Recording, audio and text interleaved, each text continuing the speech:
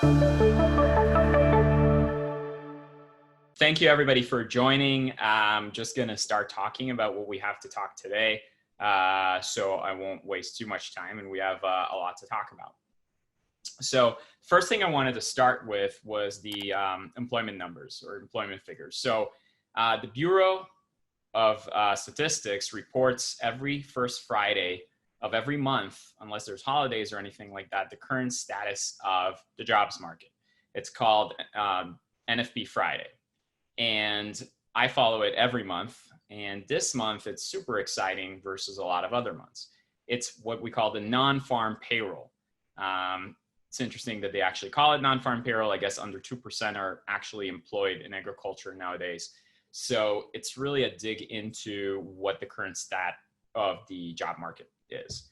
And right now we're seeing these headline figures of, hey, this is the worst unemployment since the Great Depression. What's going on? You know, unemployment 15, 16, 20%, whatever. I've heard a lot of different figures. So let's just look into it and see what it looks like. Can everybody see the screen? Yeah? Yes, I can see it, Itai. Great. So this is the headline employment figure for the month of April. We already knew it's going to be pretty bad based on the existing claims. ADP here reported negative 20.2 million. Just in comparison, these are the monthly figures here in 0809, the Great Recession. And this is what we're having in a single month. So it just blows everything out of the water as far as employment figures. So it looks really bad. But digging into the individual categories, those were the weekly claims.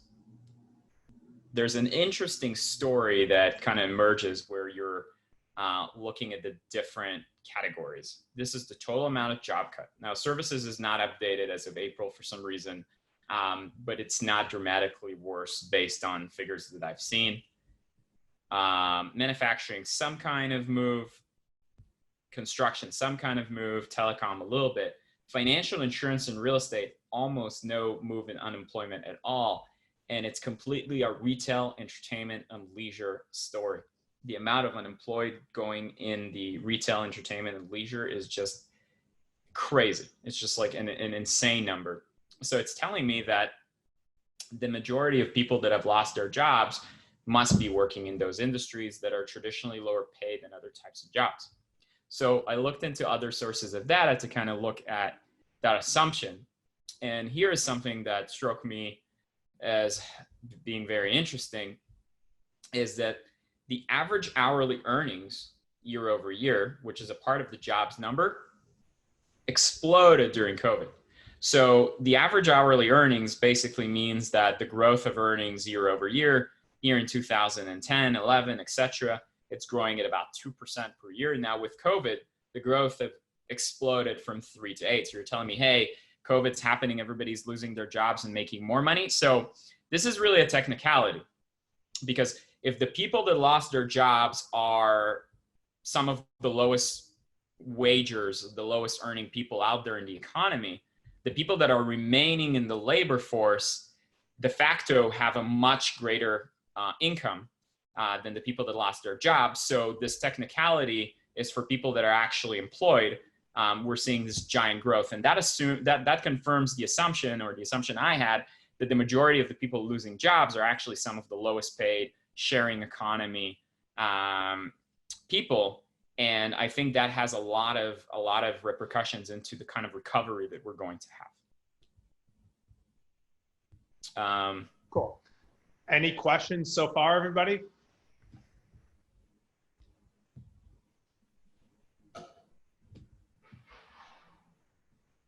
Okay.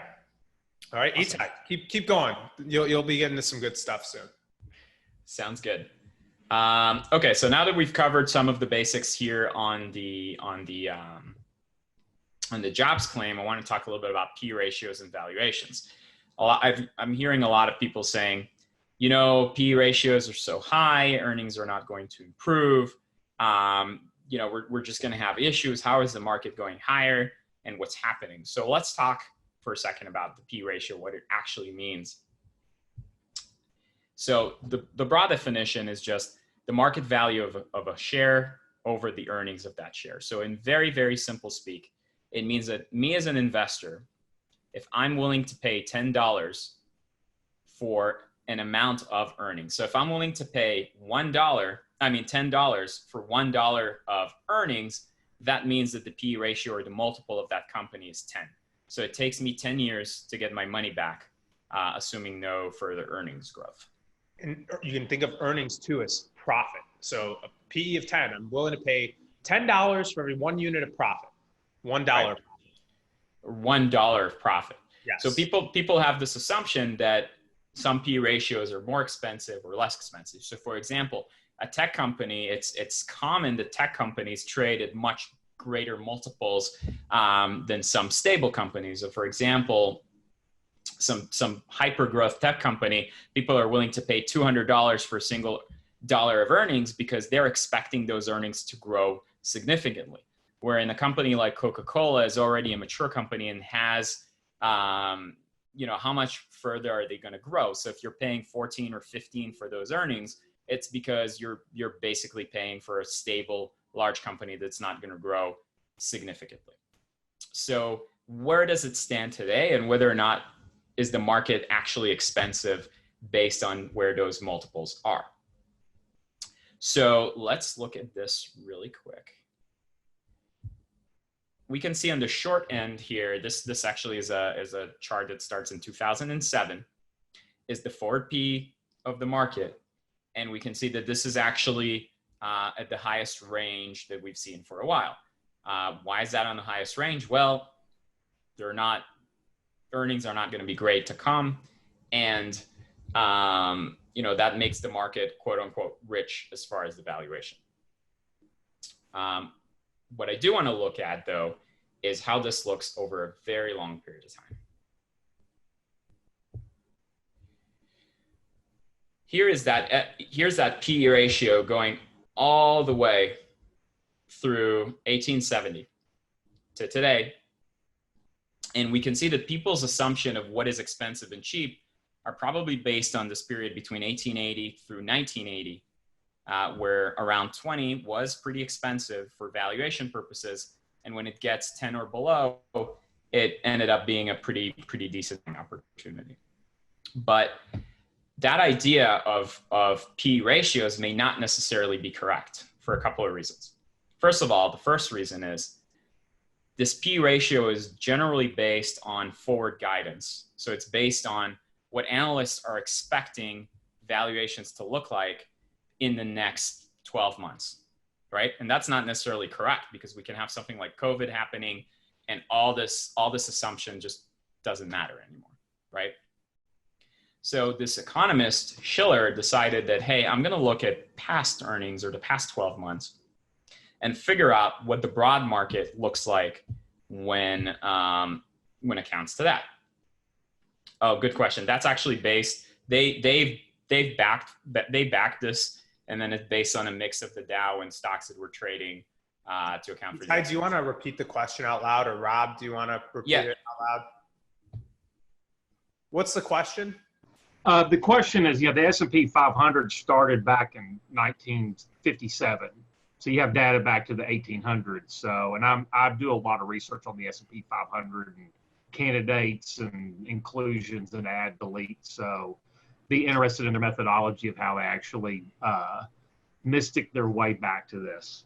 Yeah, they just backlogged it through a lot of data analysis. Got it. Well, anyways, before you got to Shiller, I just want to make this quick delineation. So this is a PE ratio is the current price today divided by the forward 12 months of earnings. So this is all hypothetical situations. Yeah. Okay. So, tell us about Shiller. So Shiller said, you know what, I'm just going to look at, there's some nuances to it, but he said, I'm just going to look at that past 12 months and just basically make that assumption based on that versus looking at something forward looking. So we can have a right here, right now, is this really expensive for current earnings or not?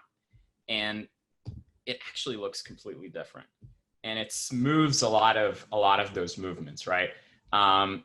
So we can see actually that the mean PE ratio is quite higher. Today, we'd actually be standing at 27 and not necessarily 20. And the tech bubble period is still reaching a 45, which is similar to the traditional PE. This actually 2000, based on that, was the biggest bubble as we know, for the main reason that just a lot of internet companies had no earnings whatsoever, and people were willing to bid them up, or they just were paying really high multiples, right? So there's a little bit of trickery where it comes to that. First of all, trends in PE ratios can last for decades. For example, you could have said, hey, in 1991 or 1992, you could have easily made the arguments that these PE ratios were expensive compared to the rest of history, but they still went up for years and years after. You can also make the argument that some PE ratios may have looked cheap in other periods of time, and they continued to decline over a long period of time. For example, if here in 2009, you would have waited for valuations to reach the 10 level where they were in 1980 or 1920, you'd still be waiting, right? And you would have missed on 10 years of rising market. So on their own, these valuation matrix are not enough to tell you whether or not a market is expensive or not, especially on the trading spectrum. I hear so many people tell me, but the PE ratios are so high, how is this market going up? Well, these things can literally last for years. So the one point, oh, Paul, great call. This is exactly what I was going to say. Way right ahead now. of you. I was way ahead of me. So good on that. The one factor that is extremely important to consider is interest rates, right? Interest rates determine the PE ratio to a large degree because of two main things. The first thing is, if I can get a decent return on a bond investment, I'm probably not going to be willing to take stock market risk. That's the first thing. The second thing is, if I can borrow money for a cheap price, if I can borrow money for cheap, I'm going to be able to buy more, and then the valuation is not going to matter as much. So we can see here in the 1980s, when we had a PE ratio of under 10, when we're looking at the 10-year treasury, that was when the 10-year treasury was at 15%. So why would I pay even 10 on the earnings if I can get 15% on the treasury? I wouldn't. It doesn't make sense. So today we're sitting at all-time lows on that treasury. And if we're sitting at all-time lows on that treasury, one, I have nowhere to put my money because I'm not getting any kind of return anywhere. And two, I can potentially leverage more by using very, very cheap margin. So that accounts to the fact that, hey, is the PE expensive or rich? Sure, it is. Can it go from 27 to 45? It definitely could, because, interest rates are so low. And as we talked last week, there's 15 or 16 trillion dollars of cash out there. What's going to happen with all that cash? Where are people going to put it? And, that's the $1 trillion question. So everybody's just hungry for return, and they're just trying to ask themselves, where can I go to get that if the money's this cheap? Right. So just looking at it on a plain, what are PEs like, and is the market richly valued, doesn't take into account enough, to explain where valuations really need to be. Itai, one of the questions that I got is, what do you think the impact of the emergence of PE and VC, putting a lot of investment dollars into the space, their impact on PE ratios? You mean with private equity? Yeah, the emergence of private equity and very large scale venture capital funds. Well, private equity and venture funds will not account into the S&P 500 because that's a public market. So it would not be there at all. But I've heard the argument that if more money leaves the S&P and chases those other returns elsewhere, then potentially it would have a positive effect on public market valuation. But it really hasn't been the case at all. It's a completely different asset class. It's like real estate. Like, how much does real estate investment affect the S&P? It has some effect, but it's not a one-to-one correlation, because the private equity is not accessible by most people in the population, whereas the S&P is completely accessible by most people in the population. That is true. It's a fair point. So I think the biggest question here is it's not about what valuations are going to go, where PE ratios are going to go. It's all about where the interest rate is going to go, because the price of money at the end of the day, to one degree or another, dictates the price of everything else. So if money is cheap, you can buy more with it. It dictates all the other asset prices. So determining what the 10-year treasury is going to do in the future is going to be paramount in figuring out what the PE ratios will look like and how the valuations will shape up like. Cool. Want to take a quick break and see if anybody has any questions that they want to ask.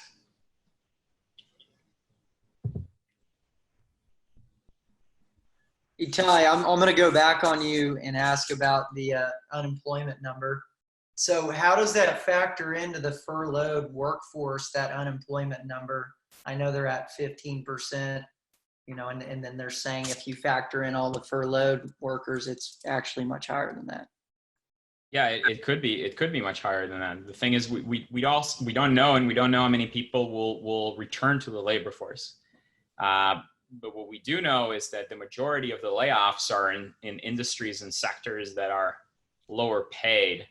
And I'm just making the case here that if things do reopen, or the government kind of floats the unemployment for a little bit, with the amount of cash that's out there, you know, we can have a surprisingly bullish outcome into 2021.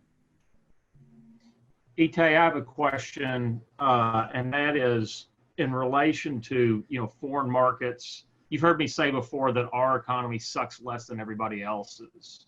That is true. And that with, you know, whatever it is, 11 trillion or 14 trillion in negative interest rates overseas, and that our markets pick up better than others. I mean, I would think that this would have a more positive effect on our stock market and our P's and our equities, because people, I mean, money's going to find a place to try to generate returns. And so our markets are going to be a magnet to international money to flow in here. Because where else would the money go if it's not the U.S.? I guess that would be my question. I mean, there's not much. I mean, and you know, there's just more and more cash. Like we talked about the amount of cash in last week, I think, and with the margin debt, and there's just a tremendous amount of cash and just very low interest rate. I think that's what the central planners on the Fed are trying to do. They're literally trying to make risk assets the only choice. And one other question is just in reference to all this forbearance on delaying real estate payments on mortgages and all that. Do you know how long that's supposed to last and what kind of effect that's going to have? Yeah, I'm no expert in that. I know that the Fannie and Freddie are doing that, and to some degree, they're working with banks, and then they eventually are dumping it on the Fed as well. So, you know, they're just trying to delay the debt system from blowing up by just putting more debt onto it. And for now, I think it's working. But, you know, there's a few more comments I wanted to talk about with that and with the debt issue. You want to go to that portion, Itai? Yeah, for sure. So what I wanted to do is play this hypothetical game in which, let's suppose that we are the US government. And in this hypothetical game, you know, we have some kind of determination over the direction of interest rates. What do we want interest rates to look like? And I think that the answer to that is fairly obvious. So I pulled this up, and I think this is something pretty interesting. The federal budget in 2019 from a nonpartisan analysis right there. And this is pre-COVID. So this was US government budget as of 2019. And as we well know, deficit spending has exploded with everything they're doing with COVID.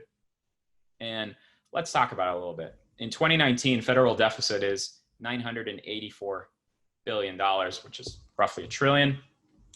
The US government brought in $3.5 trillion, and it spent $4.4 trillion. So all good. what's interesting here is if we are the US government, what is expected to happen now post-COVID is this revenue figure is going to drop because some people lost jobs. There's just going to be less taxes that are going to get picked up. And the outlays are definitely going to rise with all the stuff that we're doing. So as of that time, the figure that really is interesting here is the net interest on the debt. Now, the net interest on the debt is 0.4 trillion, $400 billion. Now, 0.4 divided by 3.5 is 11%, give or take. Are you sure? Because I'm seeing 11.34 on my phone. Okay, well, I did that in my head. Okay, smart head. Nice job. So forgive me. So this 11.4% figure, that is pretty crazy. That's 11% in that interest. So let's talk about what that interest looks like. If we go into the Treasury website, you can see here that the 1 month through 30-year Treasury, that 1 month through 30-year Treasury, 30-year 1.27, 1% roughly on the 20, 64 basis points on the 10. Let's be nice and call it a blended average of 1% or so. That makes sense, right? So if it's 1% or so, what happens if the interest rates goes up a point from 1% to 2%? The government is now paying 22% of its debt. What if we go to 5? What if we go to 5%, which was the pre-2008 crisis range? What would it look like at 5%? We would literally be paying what, $2 trillion in debt payments a year? No, it'd be the whole budget. Oh, I think we cut out there. Itai, you want to just keep taking it? Yeah, well, the issue is here, if I'm the US government in our hypothetical game, I'm going to do anything and everything in my power that those rates will never go up again, because we've put ourselves into a situation where it's not that we don't want rates to go up. We literally can't have them go up without the system blowing up, because at rates of 4 or 5%, we're paying more than 50% of our entire revenue in interest. And that's a really scary thought. So if you listen to our call about demographics from a couple of weeks ago, you would realize that we have population that is far below replacement rate at about 1.8, and we have an aging population of boomers, and the total amount of spending into Social Security and Medicare is just going to increase. And that forms some significant structural issues that are going to get exaggerated post-COVID with all the fiscal spending that we're doing. So right now, the solution to all this has been modern monetary theory. So everybody seems to be prescribed to this new modern monetary theory. It's not new, but it's been considered radical in the past. And now it just seems to be widely accepted around the world. And that is, the central bank prints money from thin air. They literally monetize the debt. They buy all these excess government bonds, creating the demand themselves, and by doing so, suppressing those interest rates. But I think we're playing an extremely dangerous game. So yes. One thing I want to say about that, Itai, is that it works when all that is invested into something that's high growth. When the economy shifts to something that is you're basically putting money to use in more riskier opportunities, and if those riskier opportunities if they pay off, then this system works. It used to be in the past, we used to invest in machinery, labor, capital, like hard asset stuff you can touch, and that's what the investments were, and the growth rates were 1 to 3%, right? But if you take that capital and invest it in things like software, AI, alternative energy, data analytics, things of that nature, then if that creates higher than 1 to 3% growth rates per year, then that gamble may pay off. Again, I like the fact you said gamble with all of our future, but if based on the demographics chart that we talked about a couple of weeks ago, we haven't seen this greater than 2% GDP growth since the demographic pyramid reversed, and we basically have this demographic burden for the next 20 or 30 years. I think that's kind of the biggest issue. So every single year that's going to go by, you're going to lose some taxpayers that are going into retirement, and you're going to need to support more of them with having more social spending. So, I mean, unless there's some kind of new internet that is invented that's going to cause this 4 or 5% GDP growth, I mean, that's a significant issue. Or robots that increase the income for everybody. So instead of the one person generating, $40,000 of income, one person can generate $50,000 of income because of, automation and robotics and AI. Tax the robots. So, no, you tax the people who take it, who are drawing value from what the robots are generating. So I'm gonna open it up for any questions about any topic up until now. Another comment I had is, would you consider all the deficit spending we're doing right now? Let's just look at it as an investment versus putting money into a bottomless pit.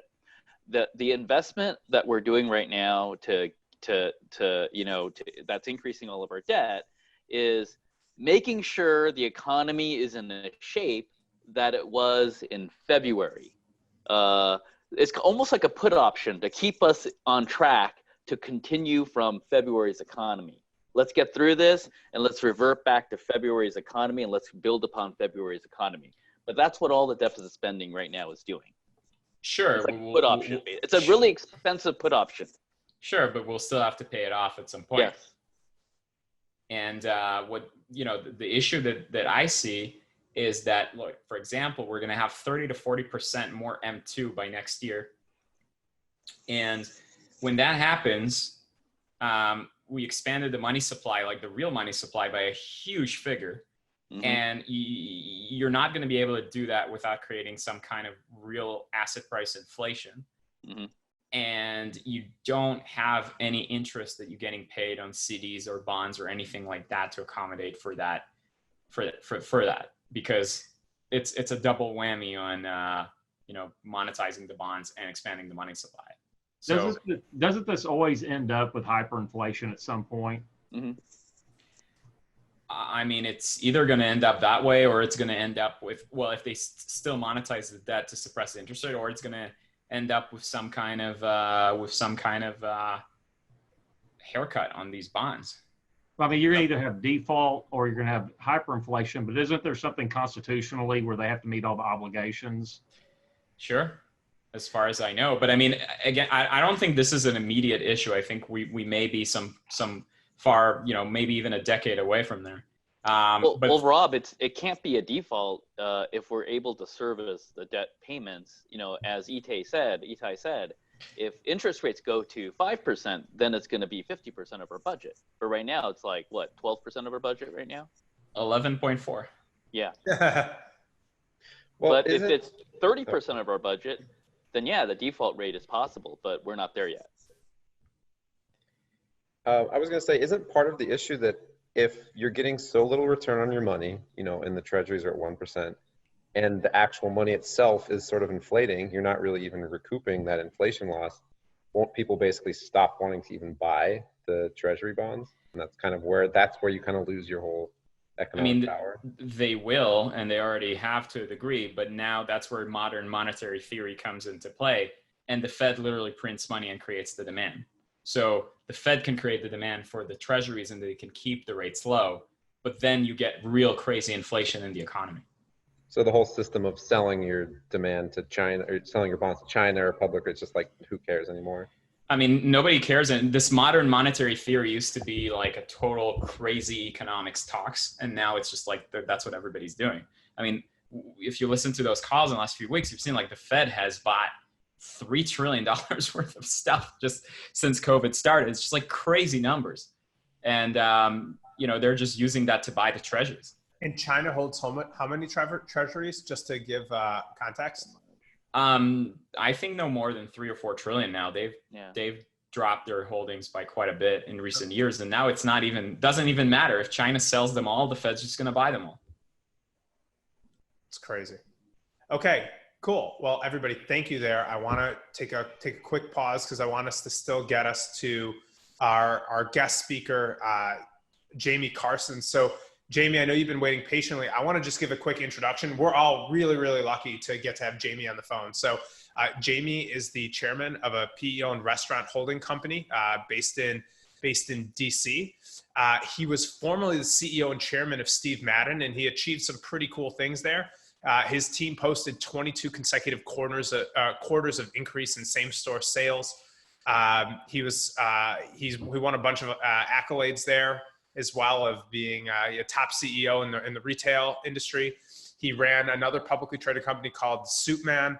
He's been a restaurant investor for a long time. And what I'll tell you as well is that Jamie's also a good friend. And if you want to have an incredible experience next time you go to New York City, if you can get him to come down and have him walk you through a Macy's on 7th Avenue, you're going to learn a bunch of interesting things about how that whole industry works. And so I spent an hour or two with him walking through stores. I learned a lot, and I'm really glad to have a great friendship with Jamie. So Jamie, I've done too much talking now. Would you like to take over and tell us a little bit about what's going to happen in the restaurant industry after COVID? Yeah, thank you, Jeremy. Very kind. Yeah, so to start, look, I'm the son and I'm the grandson of retailers, and I've been in the retail business virtually my whole life. And we have never seen anything quite like this in terms of COVID. It's not just the retail business that's affected. I think the industries that are going to be affected longer term are the real estate industry, the insurance industry, and of course, the food supply industry is being affected as we speak. In the last month, all of us retailers have become experts in the PPP loan program and learning about all the other federal loan programs that are coming up, such as the EIDL loan and the Main Street loan programs, which are not currently available yet, but as you know, PPP has filtered through. There's some inherent problems with PPP. Number one is you have to deploy the money in 8 weeks. Otherwise, you have to pay it back or give it back. 75% of that money has to go to employees, which is great. The problem is it's doing nothing to bolster sales. It's done nothing with respect to making people feel safe to go back to retail. So in a sense, we're taking the money and we're going to be giving back the money unless it's deployed.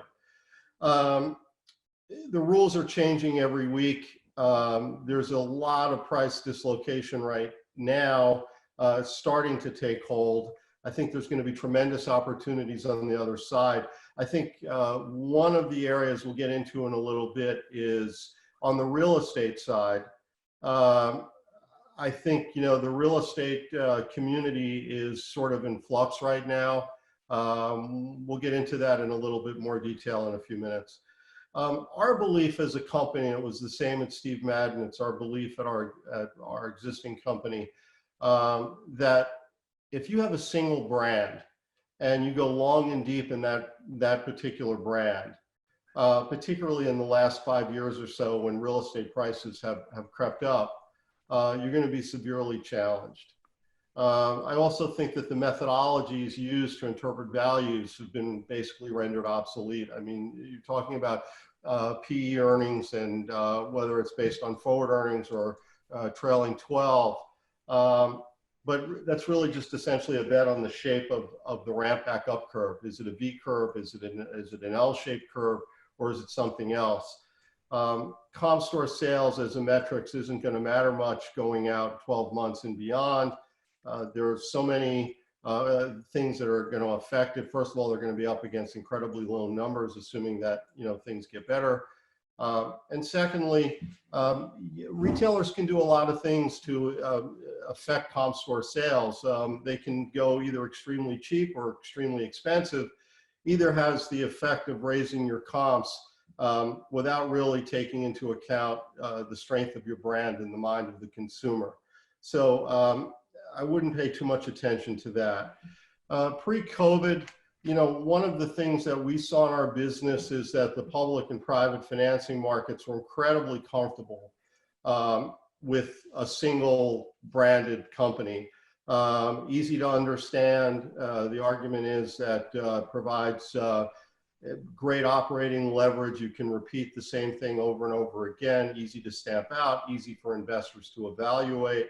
Jamie, can you give Yep. an example of one of those brands just so everybody can wrap their head around what you're talking about? Sure. So on retail apparel, J. Crew is one that comes to mind. About 3-4 years ago, J. Crew had 880 stores and they filed for bankruptcy last week.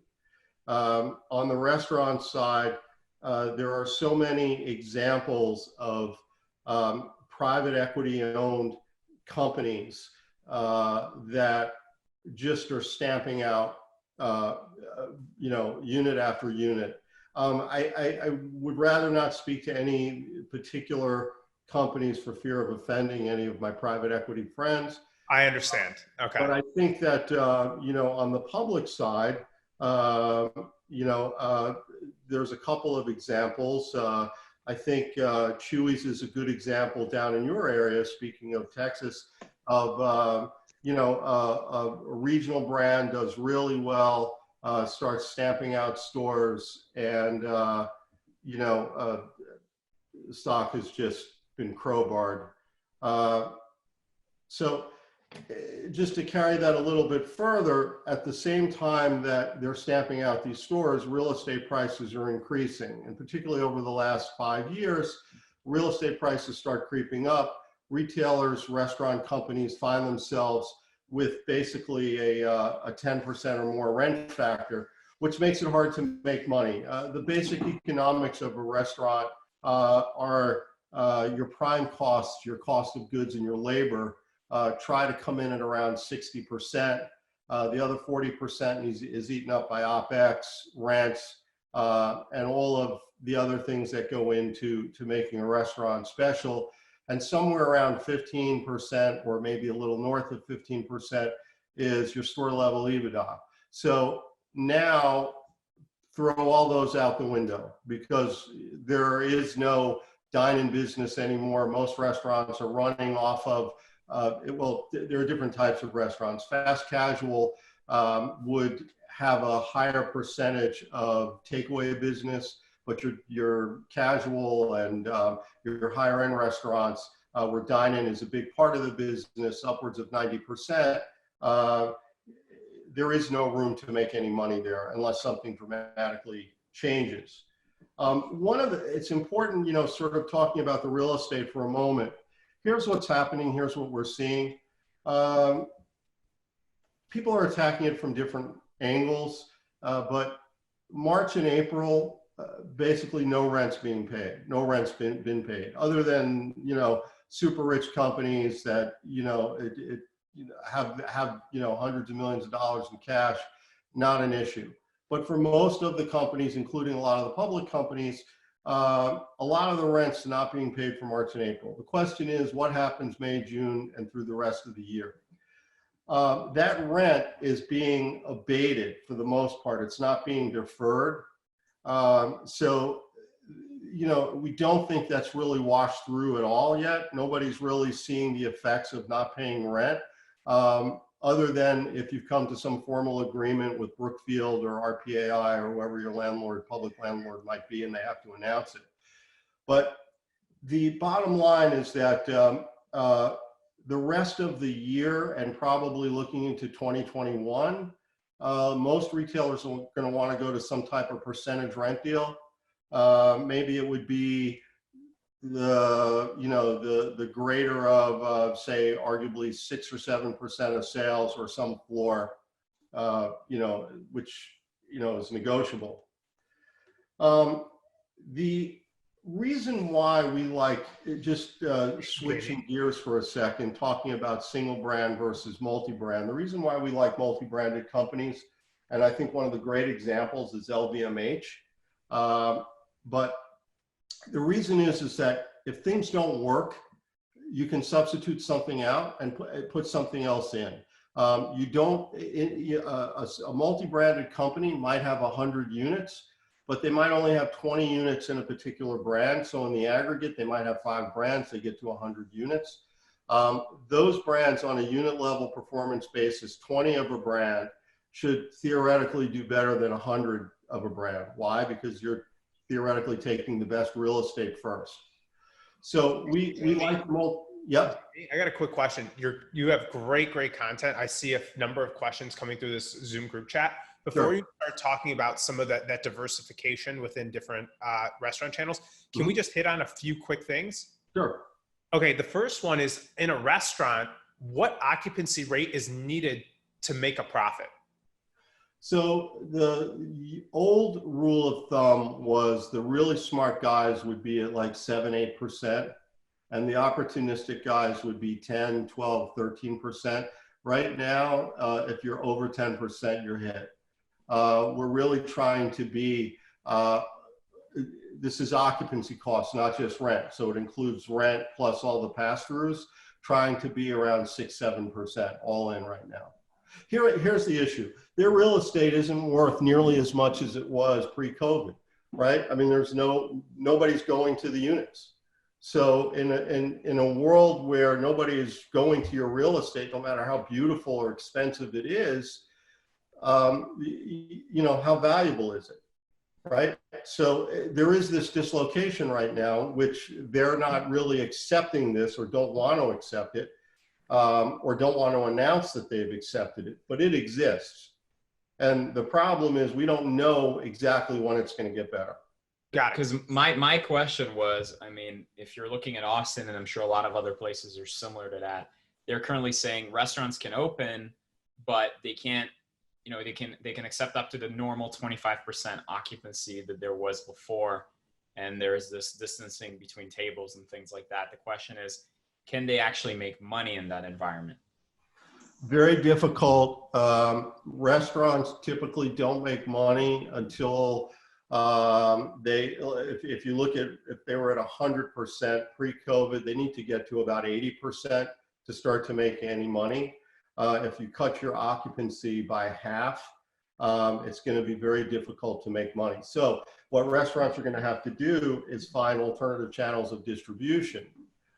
Both not just in terms of delivery and takeout, but also perhaps in catering, even wholesaling key items.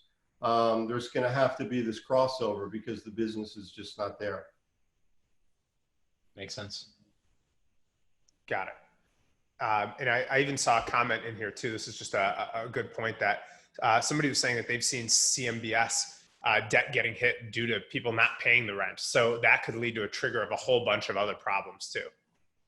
Yeah, I don't think you've actually, I think there's, you know, I don't think the full effect of it has come out, simply because so much of it is in limbo.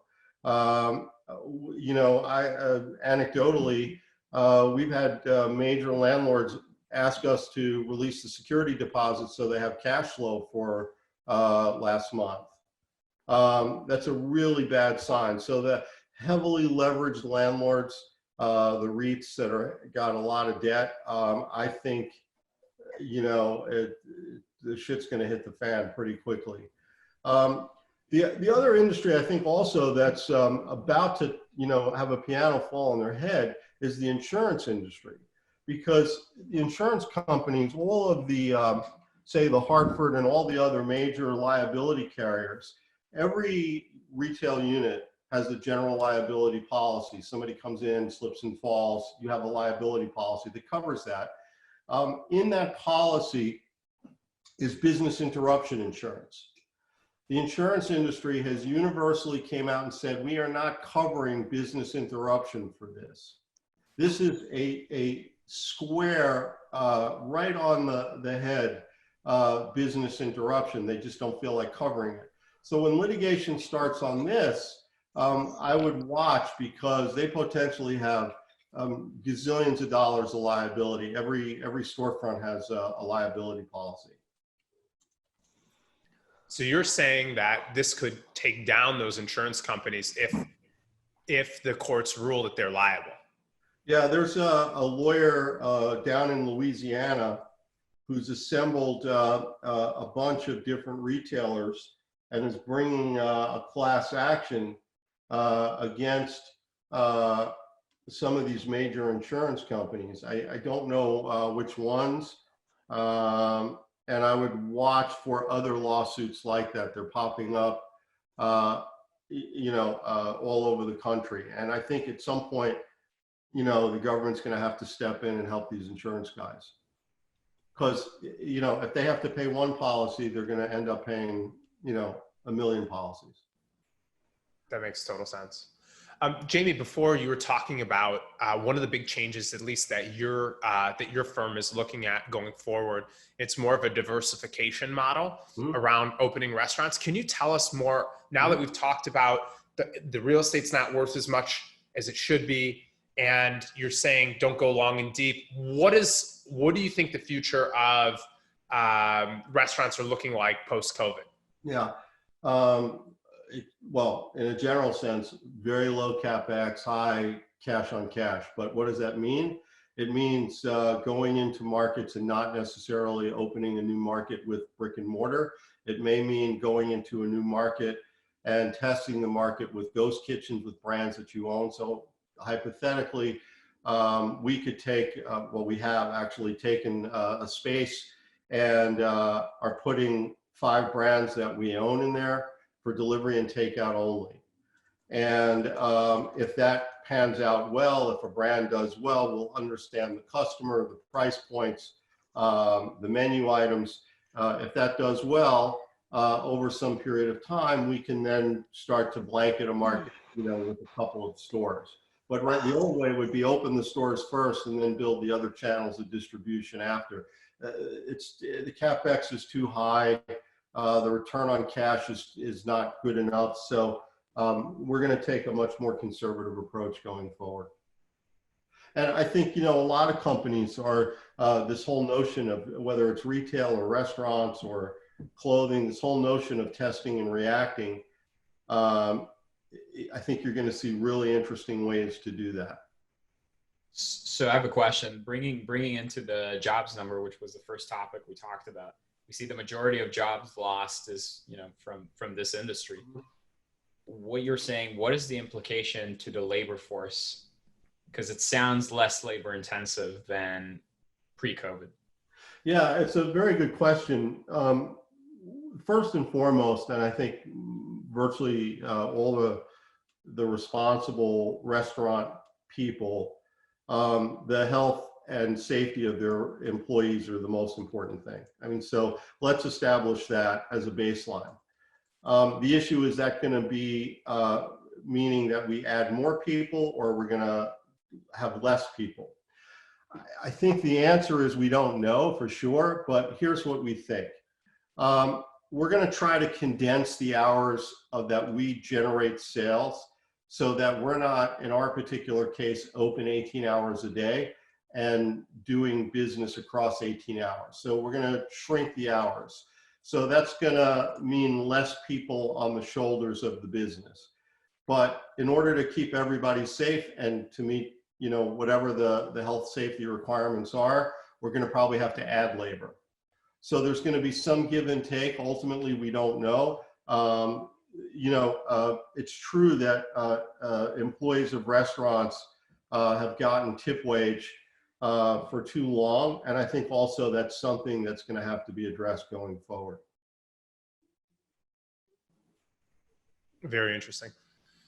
So in your new model with a ghost kitchen, that means that you have to rely pretty heavily on the Uber Eats and the Grubhubs of the world. Yeah. What happens when they start realizing that and then increasing their margins on you and pinching whatever else you can get out of it? Yeah, well, they have. The problem with the third-party delivery is the costs are incredibly high. Third-party delivery costs are running right now north of 20%. And when we look at it, we're looking at doing our own delivery. Delivery would be tied into some rewards and loyalty program. So we are looking at that. It becomes a big number. There is right now a moratorium for 60 days. It's about 50 days left on price gouging for third-party delivery costs. It's down to 15% for another 50 days or so. but you know, it's a huge huge drain on everybody's profits. That makes sense. Do you see any type of change in aggregate demand for restaurants and just food in general? You know, I do. Take out or dine in? Yeah, I do. I think, you know, again, this is just, there's no science to this. I don't have any data to back this up. It's more touch and feel for our own business.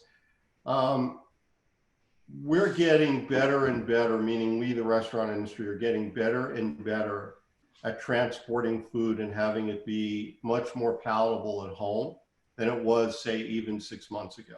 So I think people are, you know, getting used to eating at home. I think when the stay-at-home bans are lifted, people, if they feel safe, they'll go out.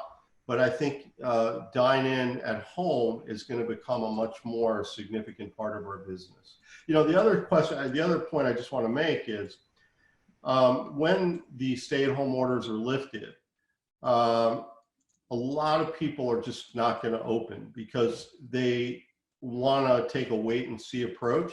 They want to see what best practices are, what other people are doing.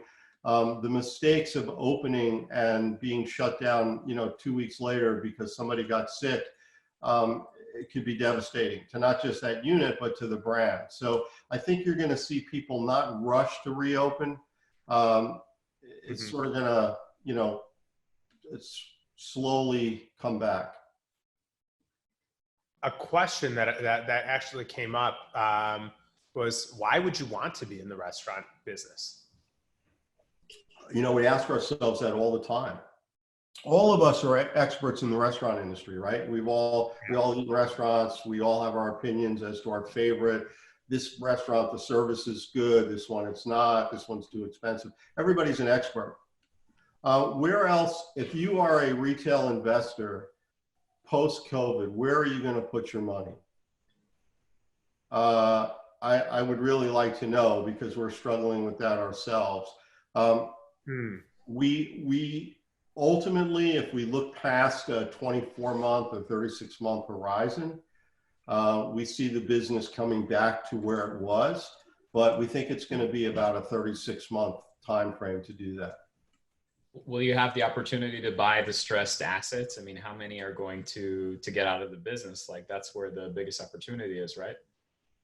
Yeah, so we have the opportunity to basically, there isn't too many restaurants that wouldn't turn the keys over to their space right now.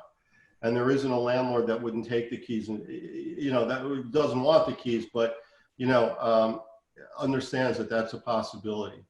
So the bet on distressed is a bet on the ramp-up curve. How do we see the ramp-up curve? If we see the ramp-up curve in a V shape, we look at certain assets, and if we see it as more of a Nike swoosh, we see it in a different way.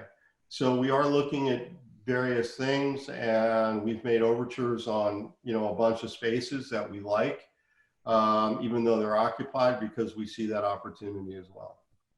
And what are you, now that you're starting to, you know, look at other spaces, what are you looking for in a space that's going to allow you to succeed?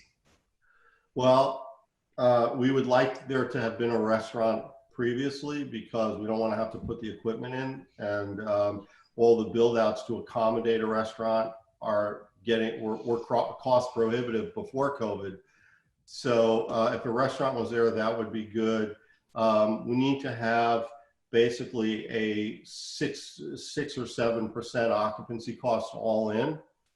And that, you know, we need to stay at a 6 or 7% occupancy cost for the life of the lease. You know, 10 years is generally the initial term of a lease, and, you know, generally tenants have options. There's nothing is really long-term right now. I don't think anybody is doing any really long-term leases right now. I think it's all 5 and 10-year deals. What have you seen from the landlord's willingness to change that model? Believe it or not, the super wealthy ones, the biggest ones get it. and we'll come up with some variation of that. You know, one of the trade-offs is, as I mentioned in the PPP, people can use PPP to pay rent up to 25% of the loan proceeds. So one of the trade-offs is we'll pay rent with PPP, but we're going to want concessions, you know, as in percentage rent for the rest of the lease term. So there's this balance between not trying to be too opportunistic, but at the same time, the realities of the business have changed so dramatically that I don't see how you could do it any other way. Delivery costs being, you know, 20%, how can you have a 10 or 12 or 13% rent? I mean, it's just crazy. Yeah, you can't. And it's actually interesting. The model is completely different. You know, the model is you'll do less business, much lower labor costs, much lower rent. Got it. So it's all you're saying it's really the landlords that need to come around, that if they want somebody in that world, everybody's going to have a lower, the demand isn't there to pay what they were paying before. Right. Definitely. Jamie, do you want to take a few minutes just to take questions from the crowd? I know we've asked you a few. Everybody who's there, I know you've been really great about asking questions in the chat. Feel free to ask Jamie whatever's on your mind. Jamie, I have one question, and that is, you know, we're talking about what REITs do you see that are very heavily focused in the restaurant industry that might be most likely to fail? Interesting question. Conversely, Boston Properties has a lot of office space, and I wouldn't give a plug nickel for that either. I think that some of the big restaurant players of Brookfield, RPAI, are two that come to mind. But I think, you know, Brookfield, I don't believe Brookfield has a ton of debt. So in fact, I think they just raised a $5 billion opportunity fund through a related entity. So I don't think Brookfield has a you know, a ton of debt, but some of the other highly leveraged ones I would be concerned about. Equi had a Boston Properties trade a couple of weeks ago. Everybody needs to review now. Yes, a few weeks back, and I think we sent the email out. It was literally how to go and short Boston Properties. So Jamie, you're making Ital feel vindicated here. I saw his smile in there. That was you made his day. Good. Well, that trade's doing pretty well for anybody who wanted to implement it. Yeah. Cool. What other questions do we have? Keep them coming, gang. I had one other quick question. I heard that generally in the restaurant industry, when everything is normal, it's 9 days cash on hand. Is that a statistic that you know about, or is that incorrect? On normal circumstances. Did you say 9 or 19? 9 days cash on hand for an average restaurant. Yeah, I think that's a little low. I think it's more like 20 days cash on hand. And were there like 16,000 restaurants in New York? I didn't hear it. Was there 16,000 restaurants in New York? Yes. There's, I think there's significantly more than 16,000. I think New York not only has the most restaurants by far, but if you look at the density divided by the number of restaurants, New York has more restaurants per person, even though it has more people by far. And I was talking about New York. I didn't hear. I didn't hear that. You were cutting out a little bit. You want to get a little closer? I was just saying, I was talking about New York City. Okay. Okay. I think it has way more than 16,000. Cool. Anybody else from the crowd want to ask any more questions? Got a minute or two left. Yeah, I've got. Yeah, what percent? Oh, go ahead. No, go ahead. What percent occupancy would a restaurant need to have in order to cover their variable expenses, where it even starts to make sense to open it? They're even covering some of their fixed expenses and helping pay their landlords, rent, for example. So you know, there's fixed expense and there's variable expense. Labor and COGS are supposed to be variable expenses, but you need a baseline of number of people and a certain level of food to open, right? So even though they're variable, there is a certain threshold.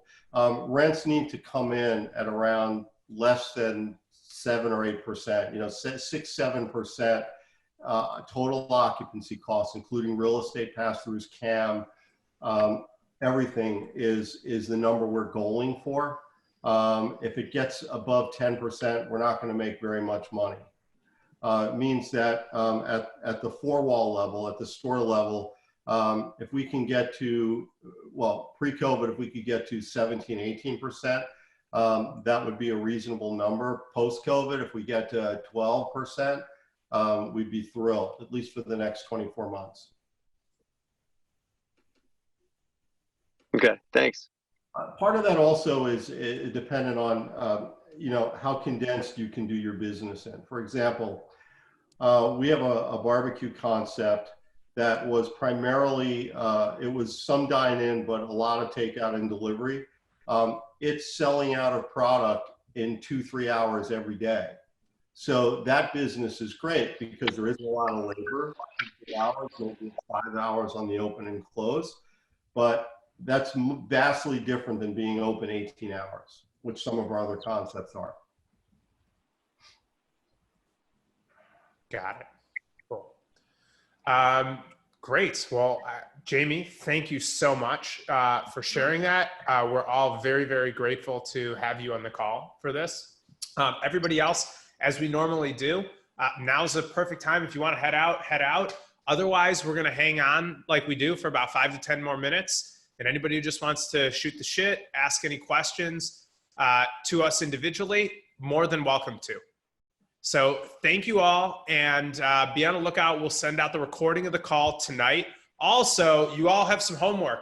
You like that we put this together. We want to get everybody educated. So send us just one person you want to invite to the next call, okay? All of you are capable. Just one email. That's all it requires. Just jeremy.smith@equilibriumventures.com. I'm gonna put that in the chat too, okay? Just one email. All right, thank you.